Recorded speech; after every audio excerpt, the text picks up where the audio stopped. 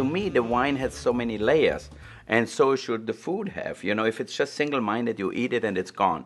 But I think when you put it in your mouth and all of a sudden you have an explosion of flavors, and then it lingers on you, and then you think, what wine would be good? I think it's really in my head. You know, I know about what an older wine tastes, what a Margaux tastes like in comparison to a Pauillac, for example, or what a California wine is like. So I think that way I can see the food and with the spices.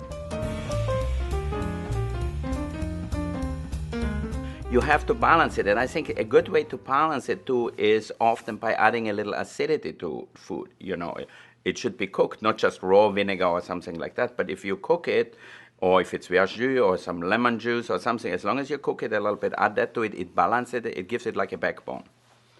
It's the same way they make wine. You know, if it has no acidity, it's flabby, it's boring. If the food has no acidity, to me, it's flabby and boring. I remember we had the Ramonet tasting. I had the Ramonet Montrachet with quails, with apples, and I made like a pineapple orange sauce with it, not too sweet, but just to have enough acidity and everything.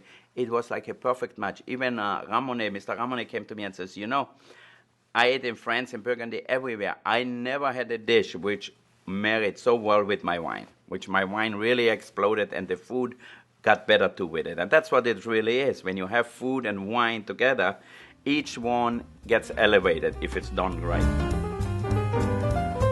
I think wine adds pleasure to life no matter what. If it's with a meal, for sure, even without a meal, a great glass of wine is always, I think, a very spiritual, a very uplifting moment to me. So I always tell people, you know, you live, love, eat, and drink good wine. So for me, wine is a very important part in life.